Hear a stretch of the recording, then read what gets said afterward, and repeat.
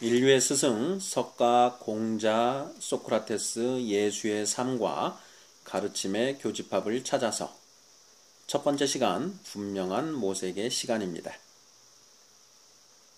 저는 2012년 봄, 지금도 집필 중인 최후의 심판이라는 소설을 기획했습니다.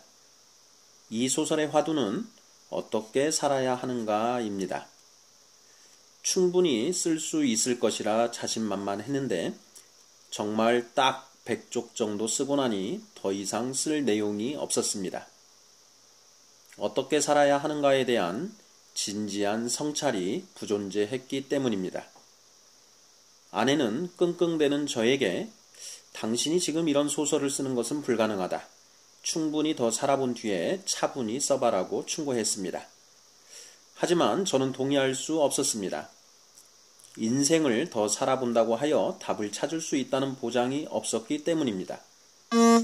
아니, 오히려 지금 찾아내지 못한다면 아마 평생 찾아내지 못할 것이라는 생각이 들었습니다.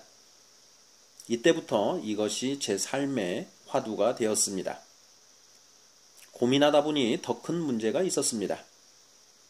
어떻게 살아야 하는가 하는 답을 찾는 것도 문제지만 제가 찾아낸 것이 정답이라는 것을 어떻게 보장할 수 있는가 하는 문제였습니다. 각고의 모색 끝에 제가 찾아낸 방법은 인류의 스승들의 가르침의 교집합 부분을 찾아보자는 것이었습니다. 교집합 부분을 찾아낸다면 최소한 그것만큼은 진리일 것이라고 생각한 것입니다. 석가모니와 공자, 소크라테스, 예수의 삶과 사상에 관한 출판물들을 섭렵하고 논문을 찾고 이들의 가르침을 담은 경전을 비교 연구하는 작업이 시작되었습니다. 이분들의 삶과 사상을 비교 분석한 책이나 논문이 있는지 찾아보았지만 별로 없었습니다. 있다 하더라도 극히 피상적인 비교 분석에 불과했습니다. 스승들의 가르침이 워낙 심오하다 보니 그중 하나도 제대로 섭렵하기 어려웠기 때문이 아닌가 싶었습니다. 그런데 연구를 해가면서 저의 접근 방법이 참으로 기발했다는 생각이 들었습니다. 한 분 한 분의 가르침의 정수를 공부하고자 했다면 평생 공부에도 불가능했을 것입니다. 하지만 교집합 부분을 찾는 것이다 보니 서로 다른 점은 과감하게 버려도 문제가 없었습니다. 가장 먼저 이분들의 생애를 살펴보았습니다. 소크라테스의 생애에 대해서는 접근할 수 있는 자료가 거의 없었습니다. 이에 석가모니, 공자, 예수의 생애에 나타나는 공통점에 주력했습니다. 이분들의 삶에서 첫 번째 교집합 부분이 발견되었습니다. 그것은 바로 이분들의 삶에는 분명한 모색의 시간이 존재한다는 것이었습니다. 사람은 태어나서 죽을 때까지 끊임없이 경험하고 모색하고 실천하며 살아갑니다. 요컨대 인간의 삶은 경험과 모색과 실천의 반복으로 점철되어 있는 것입니다.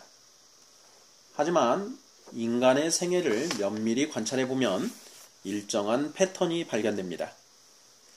태어나서 일정 시점까지는 경험이 주가 되고 그 다음에는 모색이, 그 다음에는 실천이 주가 된다는 사실입니다.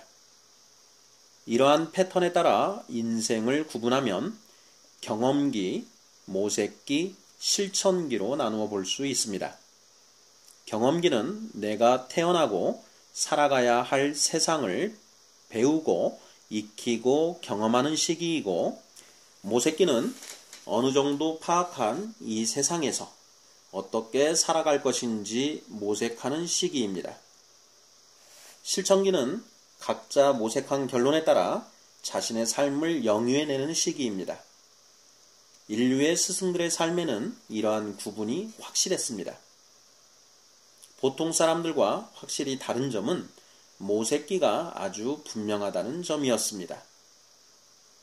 석가모니는 29세에 출가하여 6년 동안 온갖 고행과 명상을 통해 진리를 발견했습니다.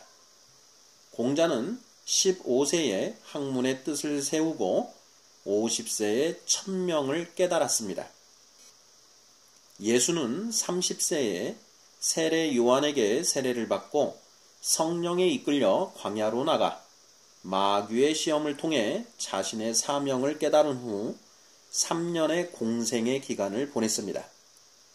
소크라테스는 평생 진리를 찾기 위해 모색했으며 독약을 마시고 죽기 직전에는 저 세상에서 현자들을 만나 진리를 분명히 알 수 있을 것이라며 기뻐했습니다.